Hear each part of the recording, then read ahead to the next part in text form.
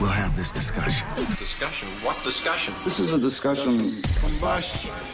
Coming to you from Denver, Colorado, this is Discussion Combustion Podcast with your hosts, Kevin Batstone and Arthur Raw.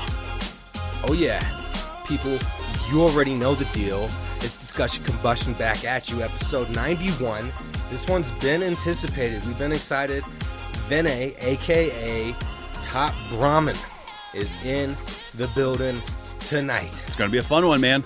Stoked you could make it down. We had to shift some things around a couple weeks ago, you know, COVID restrictions and just playing it safe. But yeah, super stoked to have Top Brahman in the studio tonight. We're going to be talking music. We're going to be talking all kinds of things. Before we do that, we got to pay the bills. Absolutely. And you know, we are brought to you by Wild Outdoor Adventures, and that's WOAMEET.com. That's where you're going to go to sign in at no charge and see all the events that they have going on.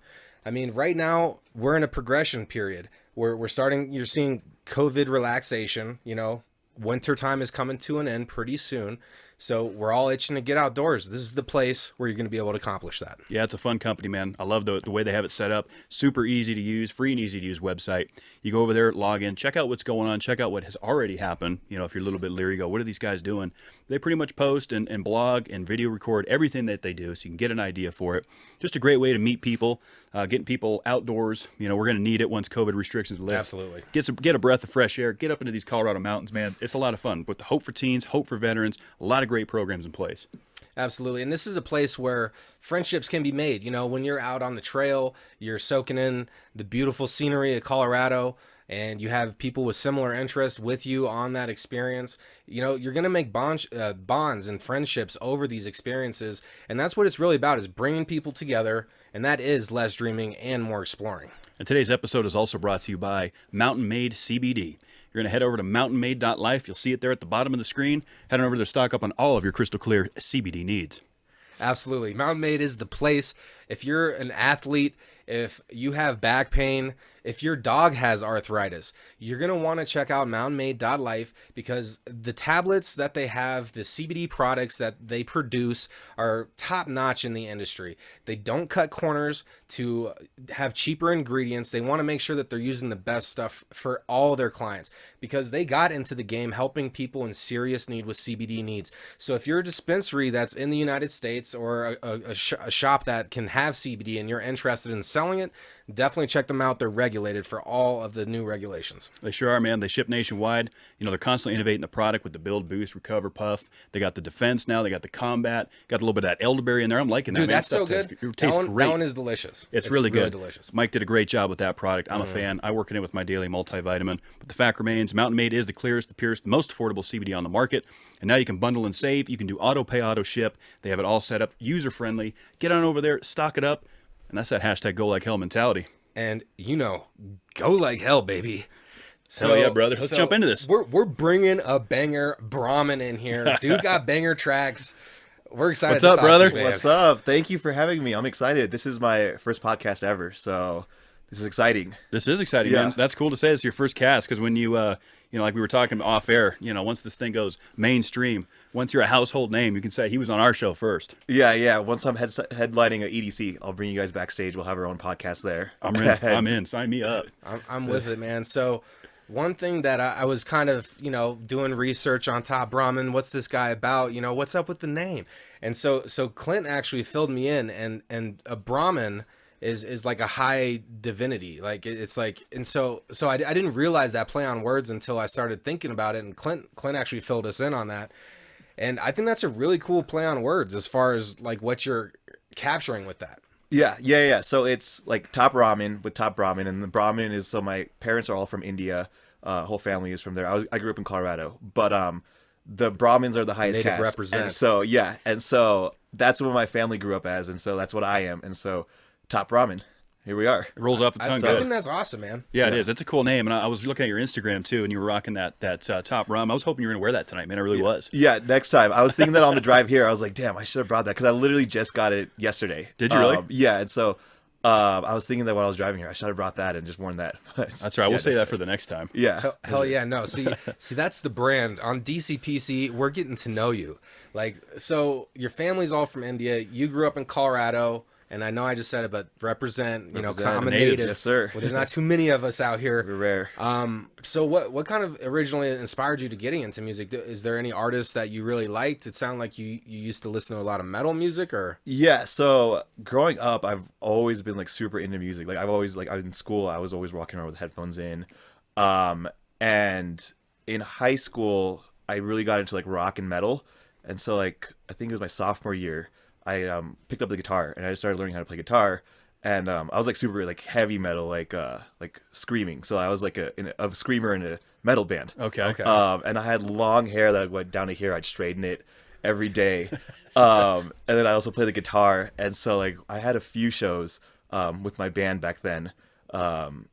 But so it started off with metal, and like I was just into heavy metal. And Nice. then once I got into college, that's when I started getting into the EDM scene. I think I saw Skrillex live in 2010 on Halloween, and that's what really got me like going with EDM. And then from there, I just started listening to more and more EDM. And then 2018 was when I decided I'm going to start making electronic music. That's Nice. cool, man. And then So that was kind yeah. of the spark in 2010 when you saw that you're like, okay, I want to transition to EDM. That was, yeah. And so I still have my metal roots going into it, and I feel like some of the heavy EDM is similar to metal breakdowns with Yeah. like, you know, like dubstep. Like they have that heavy drop that's similar to like a metal drop. And so I think that's what kind of got me into it. The music I make is more melodic and on the chiller side, but that's what started it. Yeah. That's pretty cool. So what was the name of the first metal band that you were in? I'm trying to remember. It's something Chariot. I can't remember exactly. Okay. Yeah, it was something Chariot. And you were your position was So I was a vocalist. So I was a Okay. screamer. Yeah, just straight. Oh, I man. can't sing, so I just it was Yeah. just like straight. You were like, just screaming into the screamo mic. vocalist. Yeah. Now, what was the kind of the influence or motivation back then? Because there's always like those screamo metal bands, you know, like Slipknot and those guys in the '90s were huge. Yeah, so I liked more like at the time they were more underground. They were like Veil of Maya, Born of Osiris, you know, Whitechapel. I don't know. They're like more underground. I'm trying to think some more mainstream ones that you might have got. Like, so do you know Bless the Fall or August Burns Red? It sounds very familiar. Okay, some of those were probably my inspiration back then. And then then I got to where it was in like 2010, I think. That's when I started college, and then I started like I still listen to metal kind of, but I drifted away a little bit. Should probably bring it back. Like I play the guitar. I mean, that's dude, cool. metal's always good. See, I'm an advocate of every genre of music has good songs. Absolutely. Like there's good songs in every genre, and also bad ones. And so, like, I feel like it's bad when people sit here and be like, "Oh, that kind of music sucks." You know, did you Yeah. ever really listen to all that music? You know?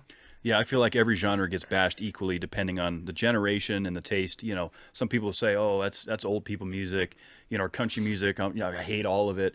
I can pick out something in every genre, which I like a little bit of everything. Yeah. I'm trying to think. The first EDM show I think was your brother got me into a little bit, and I think the first show I saw might have been Odessa.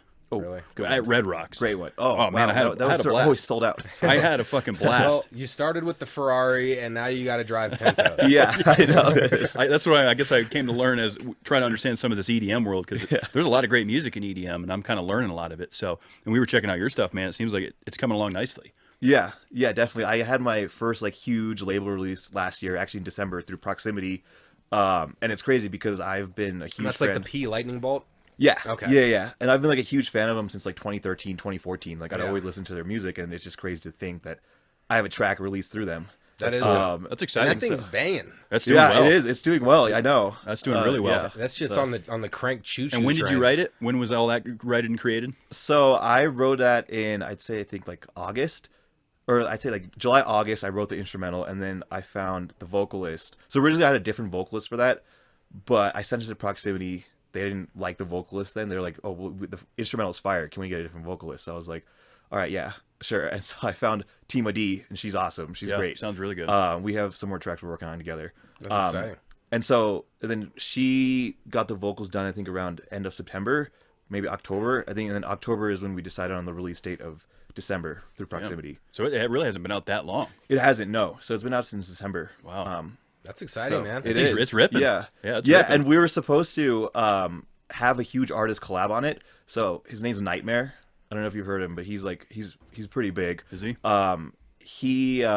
So Blake, the CEO of Proximity, he like loved the track, and so he was like, "Would you be down to see if Nightmare would want to collab on it?" And I was like, "Oh hell yeah, let's do that." And so he sent Nightmare's team the track, and like I could see on my SoundCloud, you can see like who listens to it. Okay. And, like one by one, I could see each of his team members listening to it, and then at the very end, like Nightmare, he listened to like 5 or 6 times. I was like, cool. oh, come on. But he ended up passing on it. Did he? Yeah, he did. But just that whole like aspect that Experience. happened, yeah. That's is amazing. exciting. It's cool to see it Yeah, building. and this guy, like Nightmare, I've listened to since 2013 as well. He's like one of my big inspirations. So, That, Oh, yeah. yeah. To have a chance with and you probably will collab with him here going forward, you know? yeah, one day it'll happen. It's got to feel good to see, you know, you put this product out there, it's doing extremely well.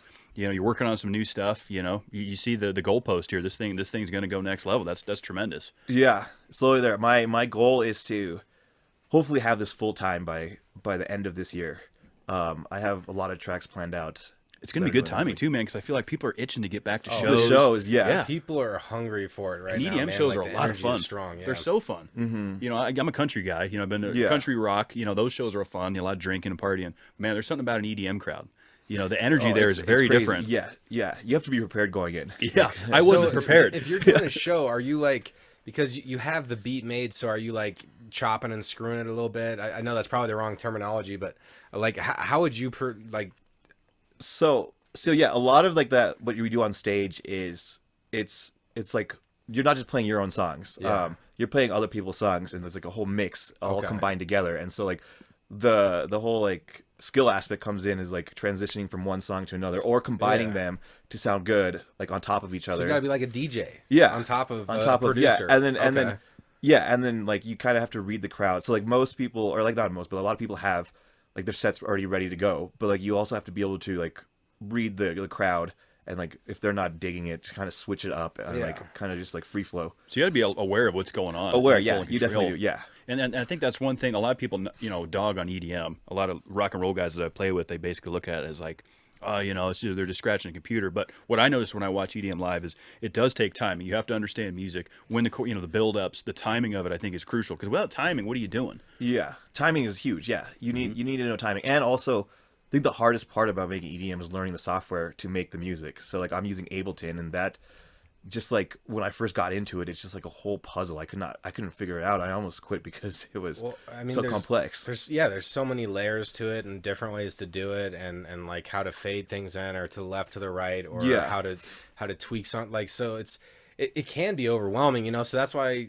it's just like anything in life. Like if you're going up a big challenge, like you want to accomplish something big, you got to dissect it into little pieces and start getting those little achievements, you know. Agreed, yep. Opposed to like just being like, dude, I got to take all this on, because it can get overwhelming for sure. Yeah, and it's tedious. That's one, especially with that genre. I've noticed because every instrument, every sound has to be critiqued. You know, the levels have to be adjusted. Like yeah. mixing and mastering was something I never even came close to in the music biz. Like I would just play guitar, record a track, and somebody else would do that part. I never even understood that part. Yeah, you know, that- that's next level. Yeah, that was what was holding me back for the longest time. The whole mixing and mastering. Like I had like great ideas. I had great sound selection, sound design. I just could not get the levels right, and so like it would like the ideas were there. It just wouldn't sound good like in different speakers, like different settings. It just wasn't like optimal. But now I know like how to like EQ. Like you need to have like room for each sound at the specific frequency level, and then like yeah. So I'm getting better at that. And So one area when I back in my day was doing production is I would always, you know, record everything at the same level, at the same audio, like everything I would put in, try to do it the exact same. And then when I would go to master the tracks and then play them back and listen out of like a CD player or a car or something, they would be at different volumes. yeah, that's the That was one of my, that pissed me off more than anything else, because Yeah. it's like, dude, I recorded everything the same. Yeah. And for some reason, and then you're going back and like making the track and like trying to, well, how many decibels louder was that than this? And then like, it's such a pain. It is a pain. It's a skill on its own to have to be able to do that. And that I hate, like I always get scared doing the speaker test, because like it sounds fire when Yeah. it's on like your Oh, yeah. laptop or headphones, and then you can go in the car and play it and it's just like absolute shit, and you're like, oh my god. Damn it, That's wrap always a that good fuck up. indicator. Is the car? I feel Is like. the car is a Yeah. great, yeah. My roommate has like these booming ass subs in his Jeep, and so usually like I'll use my car as like a midpoint, and then I'll use his as Test like the the main bass. of the bass. Yeah. Yeah. And so Track's done. Bring it in the whip. yeah, that's Send always it. that's the It's the true Let's go test. sit out in the car and crack It a beer and is, listen it to is, this 'cause thing. That's where Yeah. everyone's gonna crank it anyway. Like people don't normally bang music that hard at home, but like in their car for sure. oh That's yeah. that's Absolutely. You're sitting in traffic, you see people's license plates rattling because the bass is knocking so hard. But I have a sound bar too at the house, so I like to, crank that thing up and get a little bit rowdy. That thing's got good quality too. I love the sound bars. Yeah, I mean, because I know you care about your neighbors though. 10 p.m. rolls around. 10 p.m. I'm turning it down. He's I consider it. He's a good neighbor. Yeah. Because I don't want someone doing that to me. But 9:59, it's banging. 9:59, that thing's ripping. We got top ramen all the way up to 28 on the sound bar. I don't know how loud that is, but okay. It's I'm up about there, it. It's enough for you to feel it in your goosebumps. Oh, yeah. Stand some hairs. Yeah, my complex knows what's up. So silly question. Yeah. Really silly. If you could only eat one or the other, I love food. Let's go. Okay. cup of noodles or top ramen. Ooh. Top They're ramen. kind of the same thing, though, aren't they? They're a little They're different. different. Yeah. I top ramen. And why though? Like why the top ramen? Is it because the name reference or?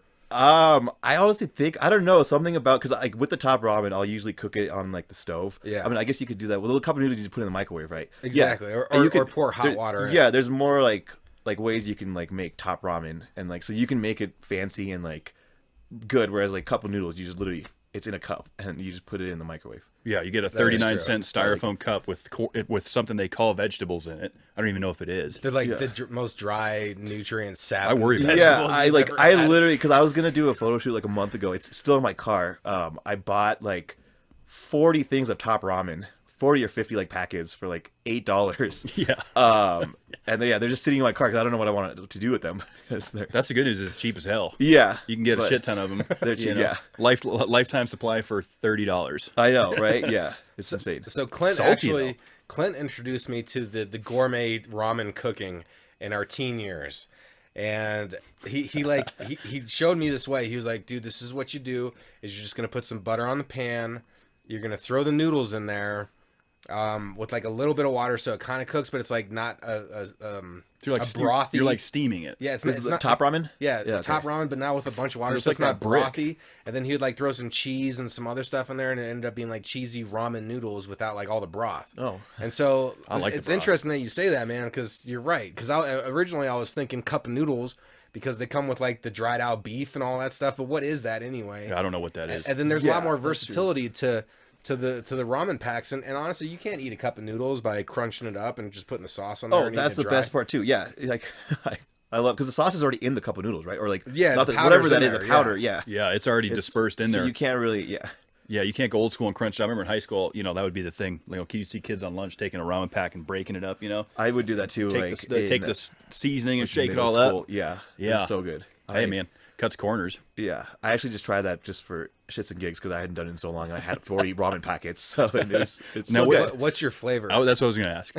Chicken, top ramen. Brahmin Indians don't eat beef. So, but I eat beef, but I'm shrimp? going with Oh, that. you can eat shrimp, Yeah, right? we eat shrimp. Okay. Yeah. So Now, there's the shrimp flavor, which to me doesn't taste like It doesn't shrimp. taste like shrimp at all. I don't know what it tastes like, but it's not I shrimp. didn't know they had a shrimp flavor. Yeah, Yeah. You They got got all the flavors. There's a lot of nowadays. flavors. They The got like a Oriental, creamy chicken. the Oriental's pretty good. We got the beef, obviously, but and then we got the chicken, and we got. I mean, we could try to go off. They got the spice, the chili one, the Spicy one. chili, the Oriental. You got the pork. Yeah, I don't know if you pork's, said that one pork's already. good. Pork's good. Chicken or beef, I think. Is my it go-to. literally just flavor? It's like that's all it is. Like it's just that flavor. Yeah, I think it's like a just dried stock almost. Like they powderize like a chicken or beef stock. Oh, okay. okay, But so it's it is so part- salty. okay, If you've looked at the amount of sodium that's in it, Yeah, you're good on your salt intake for the whole day off, like, off yeah, of I one know. portion. Yeah. I think I would have to agree, though. I'm going top ramen over the cup of noodles. However, I will tell you this. My girlfriend taught me with the cup of noodles, the best way to do it is you pour the hot water in. And here's the thing, is because that little lid, you have to put it back down Yeah. for it to steam, Yeah. but it doesn't want to stay down. You put a fork on it. You take your fork Yeah. and you put it on the side. Like you stick the fork see, through I would it, just lay it and down holds on it. It holds it on there. I was like, I never Yeah. knew this until I was 31 years old. These life hacks that you find. I was blown away. Little life hacks. So one thing I saw last night on Reddit was a video of these guys with a rooster or a chicken. It was a male, so that's a rooster, right? That would be a rooster. And the chicken is a girl. That's the hen. The hen's female. So, but can a chicken be a rooster or a hen? We'd have to do research on that, but I know the not a chickens are question for me. females because they lay the eggs. Yeah, hens and roosters. But it was a rooster in the video. It's a man. And so what they did is they like held the beak down to the ground, and then just from the beak they like drew a line in the sand, like coming out from the beak, and the rooster, it got like its whole body went limp, and it was just like hypnotized, staring at it. And Was this rooster on something? no, and it was just sitting there, and they're like, yeah, check that out. And then they're like, and then they start wiping away the line, and like their hands come off of it, and it's still laying there, and they wipe away the line, and the second that like it's primarily gone, then the rooster like comes back too and bites the dude in the hand. So it's like we're talking life hacks. Like, how do you figure out this kind of stuff? Like, at what point did people figure out that you could like draw a line and hypnotize a rooster? You know, it's just interesting, like the process of learning a life hack. You know, That is, that's insane. Yeah, that's probably like they have like a lab, like let's figure out how to hypnotize a rooster, Yeah. and they're just like doing different tests. Fucking with a rooster, man. but what do you do with that? don't know. Because the second that the line is gone, What, he gets all mad? yeah, they like come to. So it's like That's crazy. So maybe if you just need to subdue it just for a minute right there while you handle something else, I don't know. Unless if you had like a portable like plank to put it on with the line drawn into it. I know this is random bibble babble, but Yeah, I don't know. I'm not sure about how to hypnotize a rooster, but I guess I know now that I just draw a line in the sand.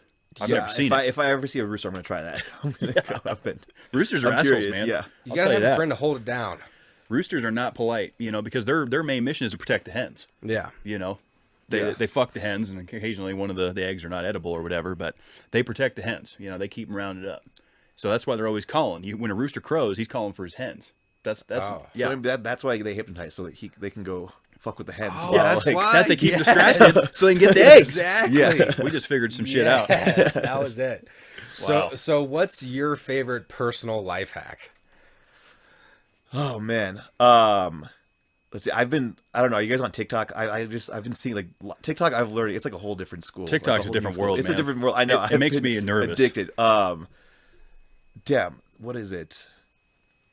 I'm gonna have to think on this one Because I there's a can't lot think of cooking ones that are good. Yeah. You know, but one personal one that I've came up with recently, because I've been having this pet peeve when I take off my pants and they come out inside out, like my foot catches and it's all This is inside out. I need to know about this. Yeah, one. so what I do is, you know, I'm shoeless in this scenario, all right? Because you're taking off your pants. You can't have your shoes on. There's just no way. Yeah, so obviously, Arthur.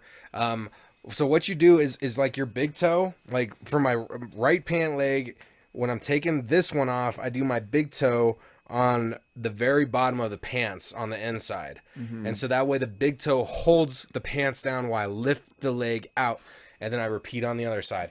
And dude, I'm telling you, man, since I've been implementing that over the past week, It's kind of the same concept of when you put a jacket on over like a long sleeve. Like you kind of hold, the shirt in your Exactly. hand and then put the Yes. jacket on over it to keep it, tight. yes. Kind of that same concept. I don't think I run into that problem too much because my jeans are kind of loose, so they don't come off with being inverted unless maybe I'm doing sex and something aggressive is happening and they're being ripped off. Maybe it'll happen that way, but that's not that's not a common problem. I don't think.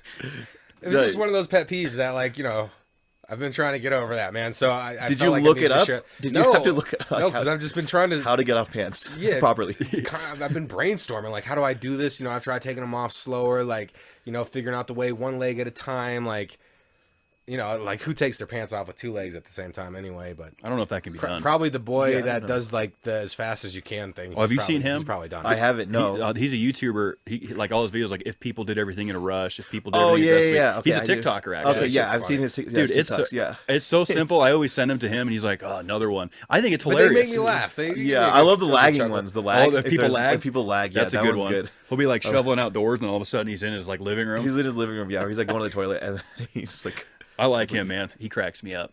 That's what's funny about TikTok and YouTube and Twitch and all these things. Like everybody's an entertainer now, and Oh, it doesn't yeah. and it doesn't take much. Like simple stuff like that, people just love it. They eat it up. yeah, You know? yeah. I know Twitch is blowing up now too. Yeah. I know because like in the music world, they're doing a bunch of streams on Twitch, Live streams. and so that's something I want to get into eventually. But And so, do you think that's you would do like just set a camera up like over your station as you're performing and stream that, or how would you do it? You think? kind of like show every day would be different. Maybe like show them what I'm working on and then kind of go through, or like just show them how I make music, or do like a start to finish track, do it live, or just like feedback sessions. So like if people want to set in tracks, I'll listen to it live and then give them feedback. Oh, that'd be cool. So yeah, That's a cool way to get like people involved. Like, hey, what do you think of this? And you can mix it up or give it a go. Now, do you do any like vlogging or record anything now and put it on your Insta or anything? No, that's what I like want to get more into is like more video stuff and like just make more videos in general. I mean, I have a TikTok, but I've only made one video, and Yeah. I know for musicians, TikTok is blowing up, and so I need to get on that. But that's something I definitely want to get into. Cool. I mean, I feel like the best setup for that is to have a nice computer. Yeah. And just do it from like your desk and just have like maybe 2 cameras set up so you can show them a couple different angles of what's happening.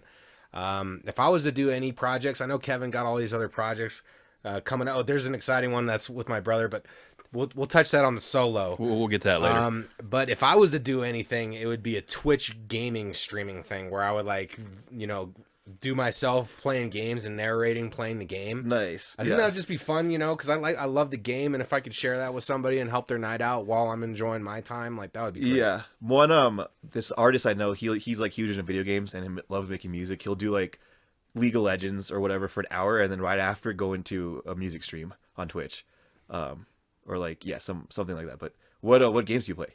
I'm into. I mean, obviously Skyrim's a classic. Nice. I feel like Cyberpunk, even though it catches a lot of flack, is one of the best RPGs of our time. So I'm into a lot of that stuff. I like Tricky Towers. I got onto that recently. It's like a Tricky Towers is fun. It's like a Tetris. It's like a with roided up physics. Tetris. Yeah. Tricky Towers. Yeah, Yeah. it's like Tetris, but it can wobble and weave and get all crazy. Yeah, it's fun. I don't know, man. Just some good games. I started playing Civilization 5. Just something I could, lose my mind in for like an hour and a half. Just it's a good way for me to unwind. It's like watching a movie. Or I mean, dude, producing music, man, that's one of the best highs. Like when you're making a beat and you just start with like would usually start with like the kind of clap that I'd want. You just have the clap, and then you start like adding the bass and like layering that, and then like once that happens, like that feeling when you have all the sounds together that you want to use. God, it's a high for sure. Yeah, it's there's nothing you can't describe it really. It's like it's like a eureka moment. Yeah, I know. And like whenever I listen to my tracks, I'm just like, holy shit! Like I made that. Like that's something it started from scratch. Like That's literally cool. a blank canvas, and then it's like you made this masterpiece that you're like really proud of. Yeah, it's a fun, fulfilling accomplishment. Now, are you like me? When I create something, I listen to it so many times. Oh, that I'm it becomes, always bumping my music. Are you? Okay. Yeah. Because for me, like when I create something, I have an OCD tendency to listen to it so many times that I'm Yeah. like, Everything's wrong by the time Yeah. you're done listening to it. Yeah. You're like, this whole fucking jam sucks. Yeah. it's easy to do. So I try to take a break from not playing it so much, Yeah, just because I get in my do that, head. Yeah, because it's like I get to that point where like it sounds like it's really good. Like it's regardless. Like I like love it in the beginning, and then like a couple weeks later, I'm like, oh, this sucks. Because I listened to it so many times. But then when I show people, they're like, holy shit, this is fire. And you're like, yeah, whatever. That I'm like, track's well, yeah, old. whatever. Because I have like a couple tracks that like I have unreleased, but I'm like kind of lazy about setting them out to labels because I've listened to it so many times. I don't think that it's. I don't know. I'm not really pumped about them anymore. I got you. And so I know, but you can't shoot yourself in the foot like that. I know because you put so much time in this. And, like, yeah,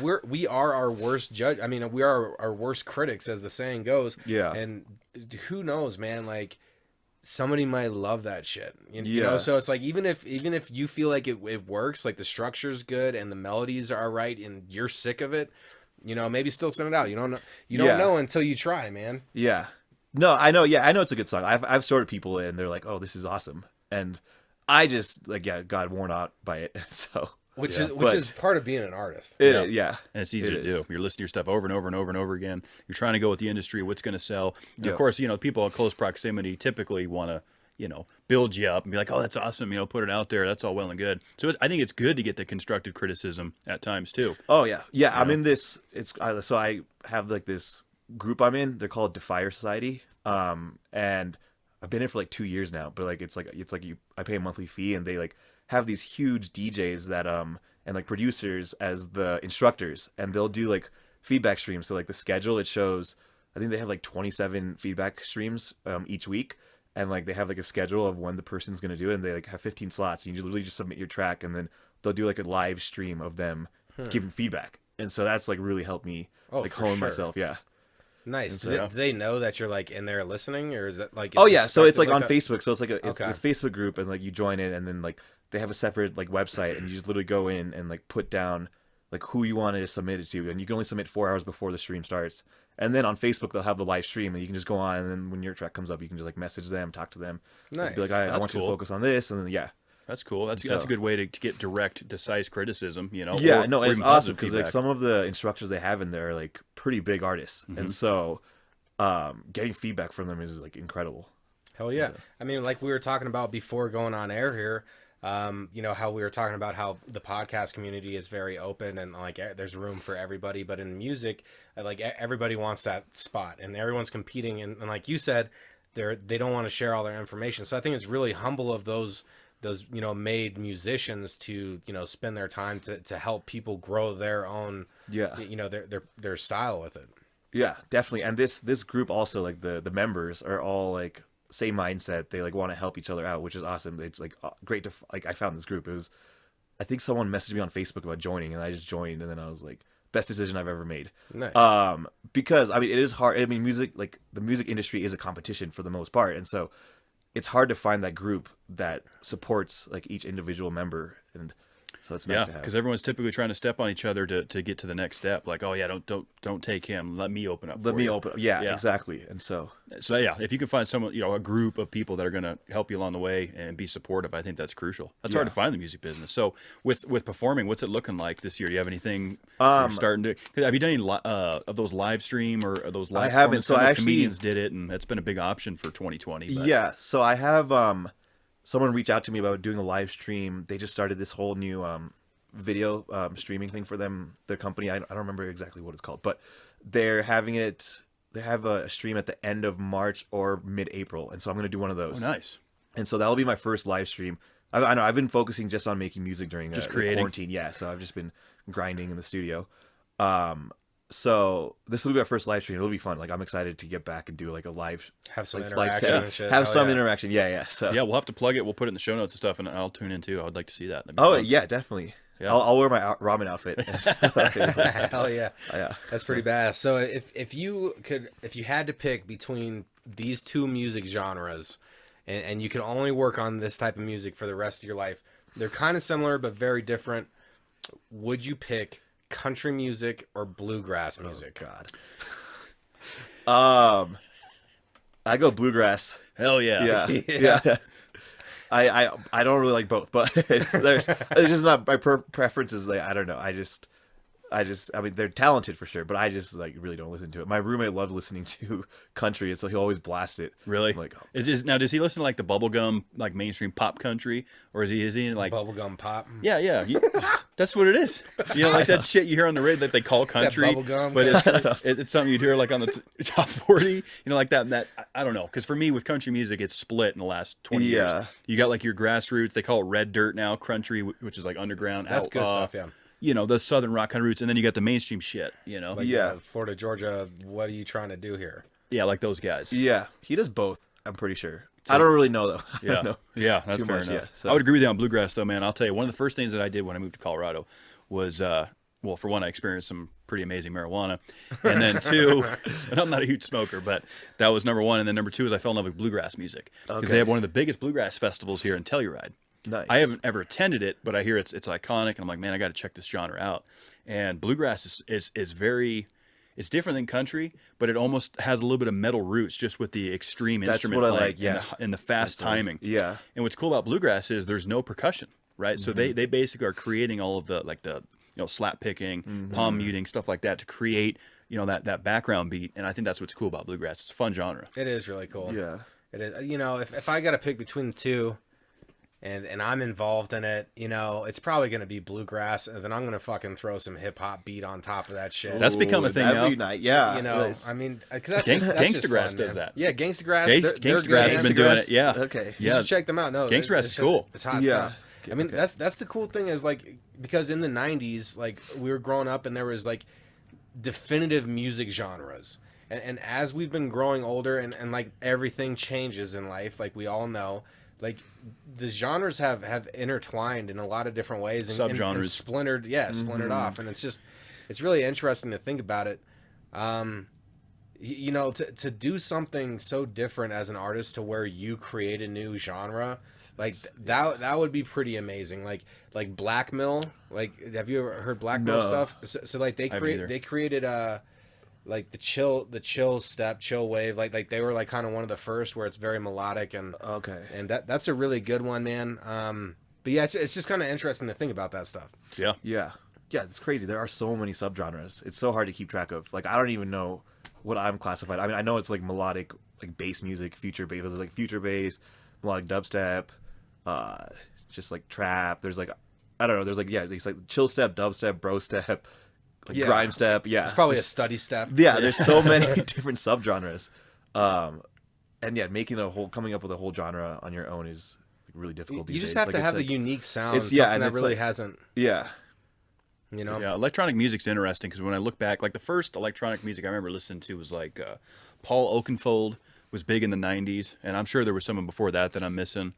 Darude, remember that Darude Sandstorm? Oh, Sandstorm, That, yeah, that yeah. was that was a the hitter. Sandstorm song. That's classic. still a hit. That was a It's hitter. still- yeah, I know people are still commenting on YouTube. The Sandstorm. Like, have you seen the comment? Like, they like someone like the only comment they'll post is the Darude Sandstorm or whatever. I don't Like, think I I've don't seen know. that. It's like kind of like trolling and like. Oh, okay. Yeah. Is it like a Rickroll sort of thing? It's kind of like a In the Rickroll, yeah, EDM but it's world? like kind of Okay. yeah. So The Rickroll shit was great, by the way. That, Dude, that always cracked me up. yeah. Dude, one person that Rickrolled, he had no idea what the fuck it was. He's And just like, "What is this He shit?" didn't even find it funny. And I'm sitting there like, I'm about to Rickroll this dude, and he didn't even get it. Never gonna give you up. It's a cool video, dude. Rick So- Astley, hell yeah. So here's another one for you. All right, if you could only speak in Ebonics and slang, so you can only speak slang in Ebonics, or old school, very intelligent Victorian talk. Which one would? Because both could be hard to understand for people. So old school slang. Or like no, just current slang in Ebonics, or like a very proper Victorian. You know, like all these different words that I don't even know one of them. Yeah, that's a good question. I honestly would just love to talk like old school Victorian. That'd be great. Like on stage, like right before the drop. I don't even know what they'd say, but just like in that whole accent, like That would be cool. And now thou, now shall thou. experience thy sound. nice sound. Yeah, Yeah, I'm gonna second that. I think that'd be fun to talk in old times. Yeah. I like that shit, like old like 1500s type talk. You know. You guys watch? My girl watched this. I didn't watch it. I doubt any of us watched it because we're dudes. But Bridgerton, Bridgerton. Yeah. Was that one I that was don't streaming on Netflix? Yeah. Or trending in the top whatever? Yeah. I think I remember scrolling by it, but I didn't watch it. I don't. Do you do Netflix? Oh yeah. I'll tell you this, man. I just finished, not to get off Bridgerton. No, if you no, ever do that no. road. That's not important. I watched, and I'm always like 3 weeks behind. You know, like when a show drops, people are like, "Have you seen this yet?" I'm like 3 weeks later. I have. I watched The Vanishing at Hotel Cecil. Oh yeah, that was good, Dude, That was good. did you see that? No, what is that a thriller horror? It's a documentary. It's a true Oh. documentary, which does also fall under the thriller kind of horror category. Because have you seen it? That's the shit I love. Yeah, I won't give away any spoilers in if you haven't seen it. Yeah, I'm not gonna but spoil it. I'll tell you don't- this, man. It kept me don't up. yet. It kept me up. It was like 4 episodes Really? on there. Yeah.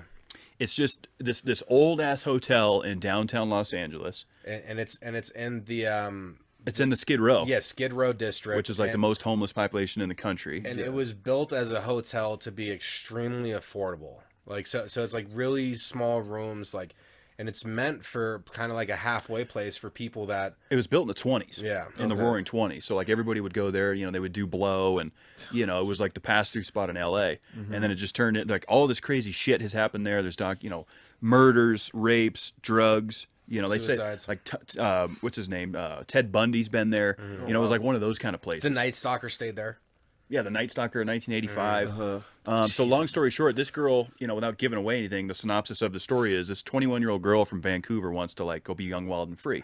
She takes a trip to LA. She stays at this place because she's heard it's renowned. She wants to experience LA, and crazy shit She's on happens. Skid Row, and it's not a good situation. Crazy shit You happens. know, yeah. So it's worth watching. I would I'll recommend check it. out. The It's Vanishing. What is it? The Vanish, and you'll see. I think it's still trending like top shows or whatever. Yeah. Okay. The Vanishing at the Cecil Hotel. Yeah. Is it like one of those documentaries where they have actors, or is it like a documentary No. where they They script over interview it? Like people. they interview. Okay. Yeah. Okay. It's all like the LAPD, all the people that were involved with the case and shit. They interview them. The families in there. See, I can't watch too much of that stuff though. Like one or two episodes. It was short enough that it wasn't bad. But I can't watch too many of it in one night. Like I got to shut it down. Like the Haunting of Bly Manor. And, Oh and well, that, I did the Haunting at Hill House. Oh, and that was one of the best. That one was insane. Yeah, that actually scared me. Dude, that story stuck with me Yeah. for like 2 years. I thought about that show. Oh and, god. And I went back and watched it Bet again. Neck lady or whatever. Yeah, That dude, was- and just how the house wanted to consume them and how well it was done. Like, Yeah. what a great show. I rewatched that, and honestly, like that's one of the best things I've watched in recent years. Was Haunting a Hill House was fucking. I haven't seen that. It was awesome. I don't like the haunting stuff, man. You know, my early 30s, I'm still scared of paranormal activity and like haunted shit. It freaks me out. And I'm from New England, which has a lot of haunted areas, you know. I just don't like it. It just ears me out. Have you had an experience? I have not. No, I have not. I remember my mom was telling me, because she works at the Botanic Gardens. Okay. And they're like right next to a graveyard. And like she was telling me a while back, I don't remember like exactly when it was, but like one of the security guards like has like night shifts there, and he like went down to like one of the basement and like saw something in there, literally like ran screaming and then quit on the spot. And really? Yeah. Damn, like what did he see? I don't know. A face or something. Right yeah. So why am I getting goosebumps? So I don't know what he saw exactly. I think he saw like a face or something, but yeah, he just dipped right away and quit. Dude. Stuff like that. And I think the reason I get like gnarled out by it, because I do believe in it. I think it's real. I believe in it too, yeah. You know, I think it's a real thing. We don't know enough to say it's not real. And I think what scares me the most is I have no way to defend myself. You know, I carry a gun to defend myself from humans, but I can't defend myself from the paranormal. It's positive energy that is perpetually. But is it always positive? It's not always positive. No, but that's how you defend yourself.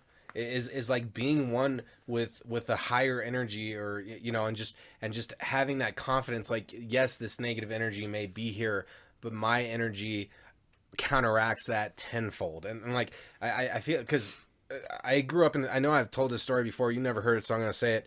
I grew up in Denver, and then we moved out to East Parker, like 10 miles east of Parker. It was very rural. We had 5 acres, and that house, when we moved into it, had these like little twigs above every single door, in the barn, in the garage, in the main twigs. Like, twigs, and they're like these. I forget the technical term for them, but they're supposed to keep spirits away.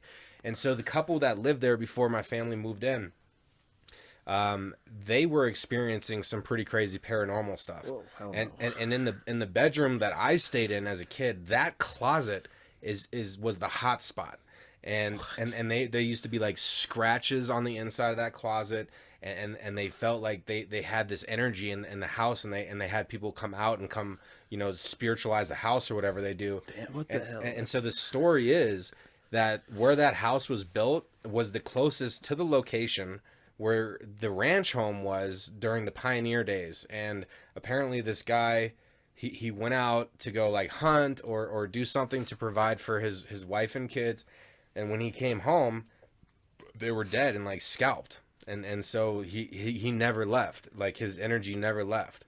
And so that was the whole story with that. Damn. So I totally believe they exist. At one point, I was probably like 11 or 12, but the 2 bedrooms, the one with the closet, the hotspot closet, was attached to another bedroom, and we knocked that wall out. So I like had these 2 rooms, and I was sleeping in the room that didn't have the energy. And at one night, dude, I just felt like something was watching me. I feel like people have a sixth sense, and they can sense when things are watching them. Yeah. Like if you look at people in their car, like half the time they look back at you. That's something I just noticed. But yeah, So I had that feeling, and dude, I looked over to like where the wall was knocked out, and I saw a transparent, you know, silhouette. Like I couldn't see much detail, but it scared the shit out of me. And I just remember like rolling over my bed and just facing the opposite way and just being super scared. And like, you know, I try to have respect for it. That is very, I could not do that. That was my experience with the paranormal. It's out there, man. It is out there. Yeah. And I know there's a lot of movies and stuff that have tried to capture it. Like Paranormal Activity obviously was staged. Yeah. Or whatever. It was a movie. Oh, in the house?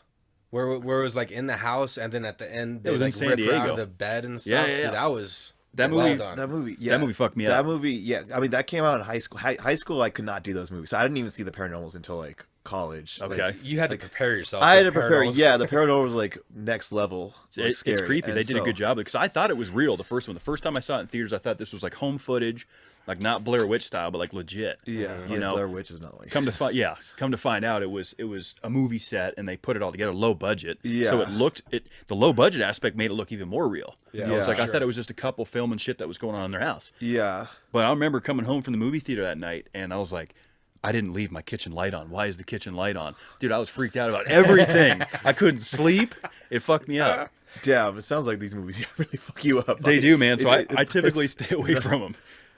How did you live in that? Like, I don't know. Like, so like it's weird, but like if I'm moving somewhere, like it can't be too old, or like the best would be if I'm buying a place and it's brand new. Yeah. So nothing's happened in there before. Yeah, it's fresh start.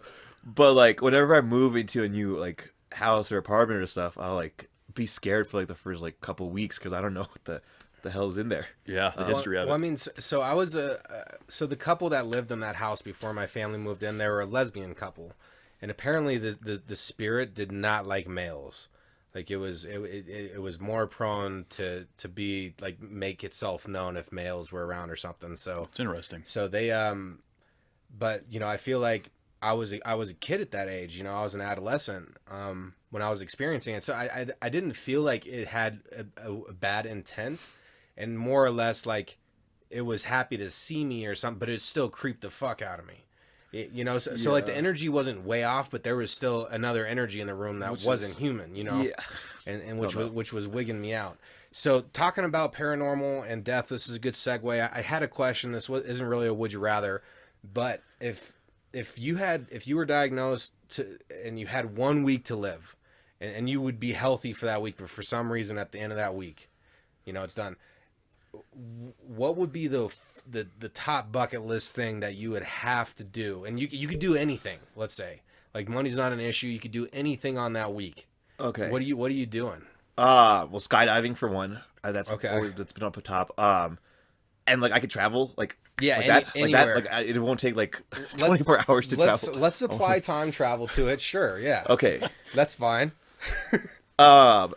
Then I'd say each of the nights I'd play I'd headline, like we'll just like say hypothetically, I'd headline EDC, Coachella, Tomorrowland. Those are the three main ones. What else would I do? I would become friends with a tiger. Yeah. Tiger. I'd like Tiger King lion. Probably. I fucking love animals. Well, because tigers, I'm not like super familiar with like the Indian culture. Yeah. Are they like a huge symbol out there? Because I know you have Tigers are in India. yeah because tigers are India. Yeah. So I think in India, I don't remember if it was India or Malaysia, but I did go like they had like this whole tiger exhibit, and so like I got to pet a tiger there. That's which pretty is cool. Yeah.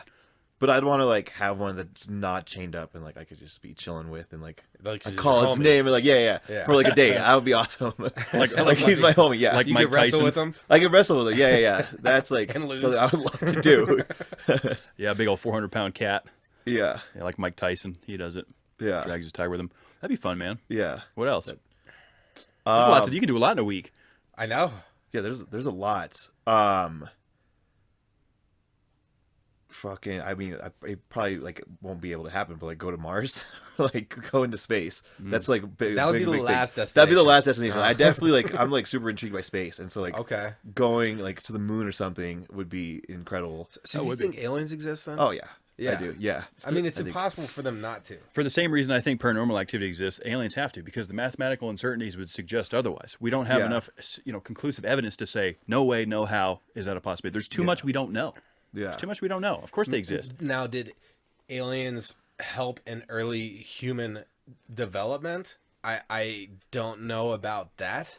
Yeah, like But, the like- pyramids and stuff like that. Like, Yeah, I know or there's, like Mesopotamia. Like, Yeah. I mean, you know, that whole History Channel section of all that stuff. Like, where it's Yeah. like, this is kind of questionable. A lot of speculation here, but it's interesting.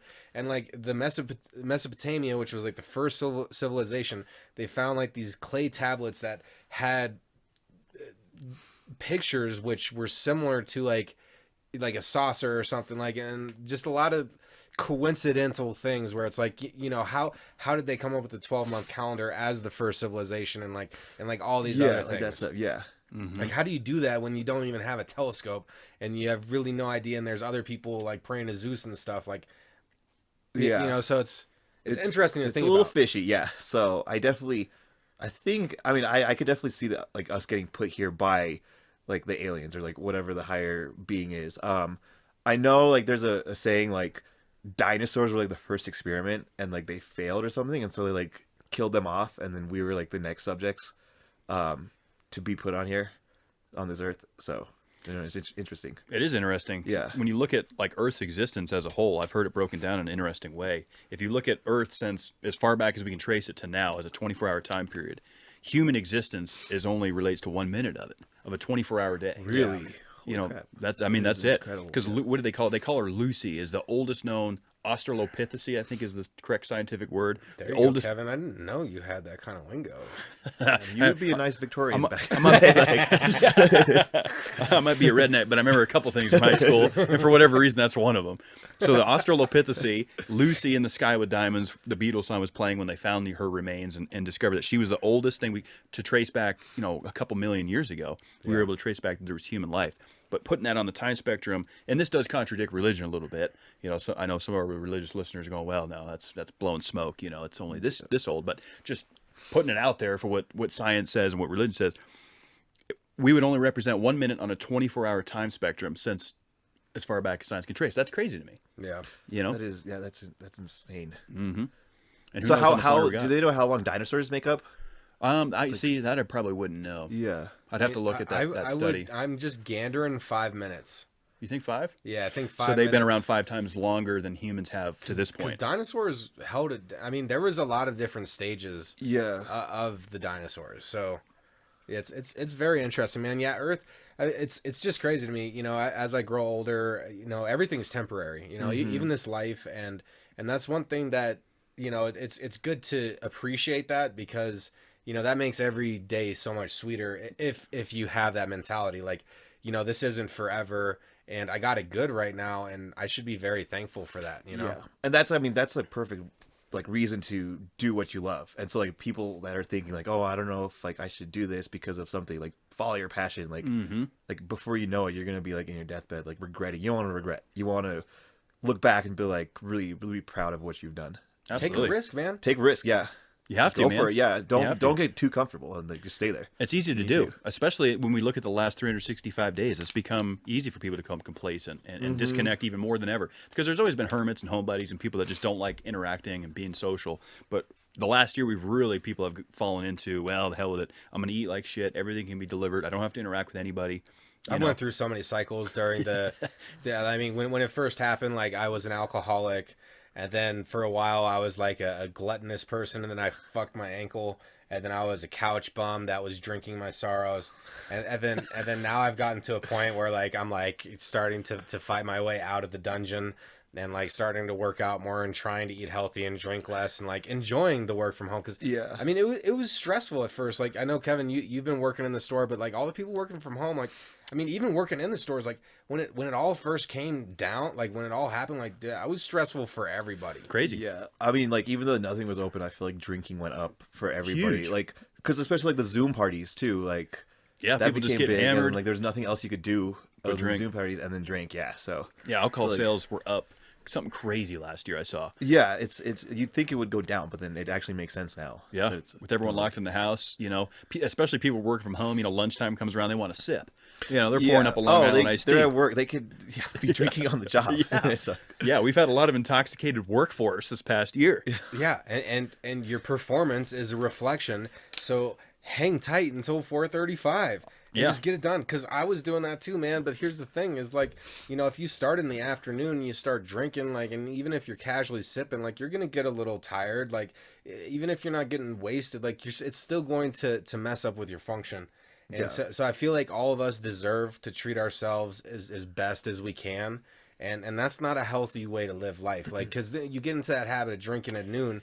It's like any habit. You keep doing it, and then all of a sudden you got a problem. You've now justified it. That's the thing. Yeah. It's because people. That's the other backpedaling off 2020 and the pandemic. It's provided everyone a reason to get fucked up. They're like, oh, it's a pandemic. We don't know what the fuck's going to happen. Let's just get hammered. I know. Yeah. They're justifying it. I heard a bunch of people who have been sober for a long time broke because they're oh, the whole world is on pause, so my sobriety can be on pause too. And so they ended up breaking after years of not drinking. That's too bad. Shit. That's too bad. Stay sober out there, people. Yeah, for real. Keep your sobriety. The struggle's real, and honestly, we need to all give ourselves the common respect of a mistake. Sure. Because all of us can make a mistake. All of us can slip from time to time. and that's okay. But the most important thing is being aware of that, and allowing yourself to have the slip up, and still be encouraging to yourself and still move forward. Because that's the thing, like sometimes you slip up, you mess up, and you're like, well, fuck, I'm already a fuck up. Why not keep screwing up? Just pop Right. all tires. Just Yeah. keep one pops. Yeah. It's a slippery slope. yeah. It's a slippery slope. Because when one thing becomes acceptable, a negative, complacent mind, you go, the hell with it. The world, I got laid off, the world's going to shit, my girlfriend left me, whatever the case may be. There's always ways to justify being self-destructive. And it's hard to come out of that sometimes. Yeah. Dude, okay, I'm going to tell an embarrassing story. These are always great. It was scary at first. This happened this week on Sunday night going into Monday morning. And it was scary at first for me, so I went to the ER. But like at this point, it's kind of funny. I didn't hear this. Yeah, I know, because I'm not trying to give you all the info. Got to Just waiting save for this some moment. Got to Wow. save some juice for the podcast. And so, over the weekend, my girlfriend was out. She was having a girls' weekend, and so I was hanging out and kind of being gluttonous, and I was just eating food and eating ice cream, and so I had some leftover Mexican food that I had from the Tuesday before. It is now Sunday, the following Sunday, so almost 7 days. Did you get a little food poisoning? And I heated that up, and I ate that. It tasted good. I ate some more food on top of it, and I really filled up my tummy a lot. And so come like 11:30 p.m. on Sunday, like I'm already in bed. I'm kind of sleeping already, and then I have to wake up to drop a stool. And and then I end up having the runs after the solid. And TMI, I'm sorry, but basically, like, it was so uncomfortable, and I know my cycle, and so I didn't want to wait for the next round, so I tried to push it to get the second round out. Oh boy. And in that, I think I like ripped something in my inside of me, and so like after that, I like just had this constant pain of like when you have the worst, bowel movement, like that pain where you're like, you feel like, and Yeah. and I don't mean to laugh, but no, but it's funny now, and so yeah, that happened, and then for like 4 consecutive times all throughout the night, I didn't sleep at all Sunday night. I had blood in my stools, and when I wiped, it was bloody. Oh, and so I good. was very concerned about that, because after 6 samples and consistency, I was like, dude, I haven't gotten any sleep. I got to go to the ER, and like I went in there, everything was fine. They did some blood tests, they felt it out, and by 5 p.m. that day, I stopped having blood in my stools, and it like repaired itself. But that's my funny, embarrassing story, man. Is I ate such bad food that I caused myself to have uncomfortable bowel movements, in which I tried to push through with aggressiveness, therefore ripping my something, and then what did you rip though? It was like part of my intestine, Like your large, like your something colon? in the intestine. No, my colon was fine because they checked that. That was my first time, and it was with an Asian guy, so that was cool. And, How did they fix it? Like what? well, they didn't do anything. They were just like, you're gonna be okay. I told them my story, and they're like, it's gonna heal itself. Like, you haven't lost that much blood where it's a concern, like, because they ran all the blood stuff, and so basically I ate shitty food, and I had such a crappy crap that it placed me in the ER. So I'm just gonna put that out there, So be careful with what you're eating, people, because I'm 33 and I'm making mistakes still. So do you think it was food poisoning though? Like still, or do you think it's just you pushed too hard at it? I think all the cheese and grease caused it to be so uncomfortable that I pushed through and like hurt myself with it. I don't know if it was food poisoning or not, but like it was just very rough, and I strained myself, and I shouldn't have done that. So patience is a virtue, and I will practice that on the potty. Let it slide, Artie. Don't push. Life hack. That's take it from me. I've dealt with the roids. I don't know where we came up with that or how that came to be, but all of a sudden, let's try to keep this thing on the rails here, because this could go ugly. So not music related. What was your biggest accomplishment? I know you did like 50 days sober in 2020. Yeah. What was your biggest accomplishment in 2020? In 2020, okay, not music related. Yeah. 2020, other than music, was pretty slow. Okay, well, so the 50 days I think was the biggest highlight. So it was going from so my song released, the Pull Me Out one, that on Proximity released on the 22nd. So we had like a release party for that, like a small one, and then that's when I decided to go sober for 50 days because I wanted to like for the past 10 years, like I've always partied on New Year's Eve. So like for the first time in like 10 years, I want to wake up on the first, just think like success, Clean and sober. just go, yeah. And so I started on the 22nd and made it 50 days without drinking. Worked out every single day. I think like I mentioned earlier, I did something called 75 hard, which was it's supposed to be 75 days, but I did 50. It's you do 2 workouts every single day. One has to be outdoor, one indoor for 45 minutes. Then you have to stay sober the whole time. And then you have to It's like drink, reading 10 minutes. or read 10 pages 10 of an pages. inspirational book every day, and then do drink a gallon of water every day.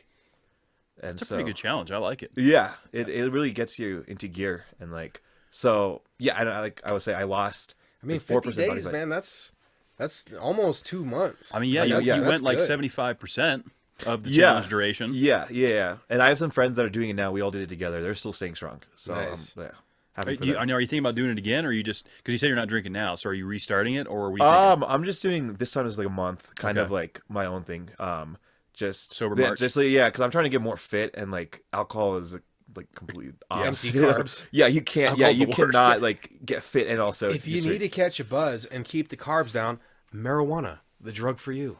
Yeah, it is. And actually, Marijuana's great. since COVID and everything, like me and my roommates really got into because we never like smoked or like did any of that really, and so we really got into edibles like at night, and like even like 5 milligrams, we would just be fucked up oh, off dude, of. that's how I am. I mean, if Yeah. you never do it, yeah. Yeah, I'm a and lightweight so- with edibles. Yeah, But yeah. I like the feeling of it.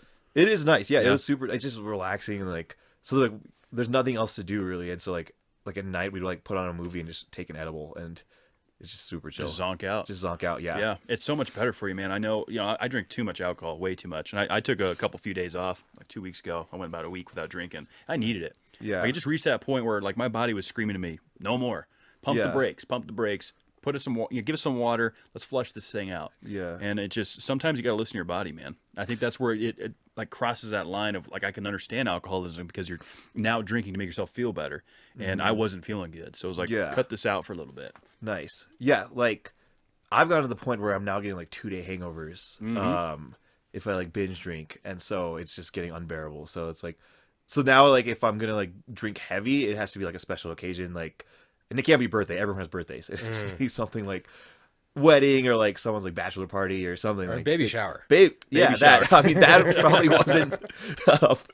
Yeah, but it was fun. So then that baby shower turned into the next weekend, which was a little birthday party, which ended up. That's why I couldn't make it because of the COVID scare. Oh, okay. Well, I mean, we appreciate that. We called you out last Yeah. episode and said thank you. Yeah, Yeah, we did. yeah. Man, yeah. Oh yeah, I saw that. I saw you guys. Yeah, We rearranged it for, just playing it safe. We could Yeah. we could have made it work, but it's like, let's just stick to the rules for yeah. now. Because I had COVID back in November. How'd you feel? And so I actually didn't have it too bad. So mine was like I was in bed for like 2 days, the first 2 days, and then I was pretty good for the rest. The worst though was like it was like a delayed onset of the losing taste and smell. Okay. And so I literally thought like losing smell would just be like a stuffy nose kind of thing when people describe it, but you literally like lose lose like, that sense it's completely. insane. Like and like taste too. So like I couldn't smell or taste anything. And so like my roommate and I were like trying different things out. So he gave me like a raw onion. I bit into that, nothing. I took Wow. a shot of tequila, nothing. And like I could feel the burn. Yeah. But like that's the only way you could tell it was alcohol. Oh, wow. You couldn't. Yeah, I couldn't taste crazy. it. Yeah, it's dangerous. So like you wouldn't even need a chase if you're taking shots. So do you think that was the worst part of it for you? Was like losing those senses of taste Yeah, and smell? because I love food, Oh, yeah. and I literally was only eating for the texture, because I couldn't taste anything, and so so I'd order like a burrito, and like it'd be nice because it was like warm, and that's the pleasure I would get out of eating a burrito. Was the temperature. It's like the temperature, yeah. So Swarms my soul. yeah, so And how long did it last? Like from when you first started feeling symptoms to being back to 100%? So first starting feeling symptoms, lasted 2 days, like the sickness, like the fever and stuff, and that went down pretty fast. And then the smell and taste didn't come until like a week and a half later. Oh wow. Which was it was super late. And then I'd say that lasted for like 3 weeks. And then 3 that was weeks? good. Yeah, it was pretty long. Yeah. Wow. Damn. Yeah, there's some people I was like reading online because I was like getting worried. When is it gonna come back? Yeah. That like haven't had their sense of like taste or smell in months. Really? Yeah, like I think like it was November, and like I saw someone saying that they still haven't had it since June. That's crazy. And so yeah, It's just To interesting. not taste anything for 3 months. That would suck. yeah, it's Like I would just eat the blandest, most Well, healthy yeah, it's- diet possible. Like, I could eat just raw chicken, just like and brown rice and just like straight veggies with nothing on it. I mean, you can still feel it in your mouth. Like you can feel texture. it, yeah. What sucks, so like the texture's chicken will there. be dry, or like you can't like So like Okay. if it's still dry, you'll be able to you tell. still like, got to cook it right. So gotta yeah, cook it right. Yeah. Yeah, the flavor doesn't really matter. you just basically are getting temperature and texture. Yeah. And moistness. I'm telling you, you're gonna put some Tonys on it. You're gonna get your Tonys, taste buds yeah. back. Oh, I love Tony's. Put that shit on everything. Yeah. Tony's is pretty good, man. So I know we've been kind of touching this subject already a little bit tonight, but we really like to ask our guests this because everyone just has a unique answer, and it's kind of a beautiful thing. Like, so if you could give advice to all the listeners, to humanity, to help better themselves for the day to come, what would your one piece of advice be to help everybody out? My advice would be is if you have a dream, like go for it. Like don't even think about like, oh, like because of this I won't get there. So my biggest thing like with music was like I was 25 or 20 yeah, 25, 26 when I started like thinking about doing music. Or like actually when I was 21, like even then I was like, oh, I can do music, but I'm like too old. And like 21's not even that old, but like I was like looking back like Martin Garrix and like all these other DJs, like they started when they were 13. And so I was kind of like getting down on myself, like, oh, this will never happen. And then when I was 25, I was like, all right, I'm just going to do this. And like, I got Ableton, and like in 3 years, I'm already where I'm at right now. 2.5 actually. And like, Yes, no regrets. So no regrets. And so like, I'd say like, if you have like a dream or passion, go for it. Like it's never too late. You're never too old to do something you love. You're never too old to make it a career or end up like if you want to make it a career. And so I think that's great advice. That is, man. I second that for sure. I think that's a beautiful thing. I love encouraging people to just go with it. You know, give it a try. Give it a try. Yeah. Go what makes you happy. You know, Yeah. if there's something, because there's some people like, man, if I was younger, I would do this. Do it now. Yeah. Who's stopping you? I don't know. And if it's really something you love, it's not going to be work for you. Sure.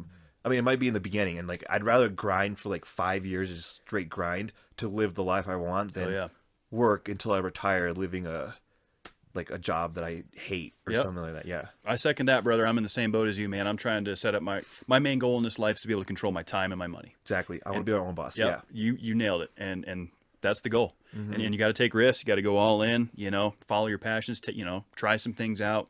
And that's the name of the game. That's my plan. Sounds like that's yours too.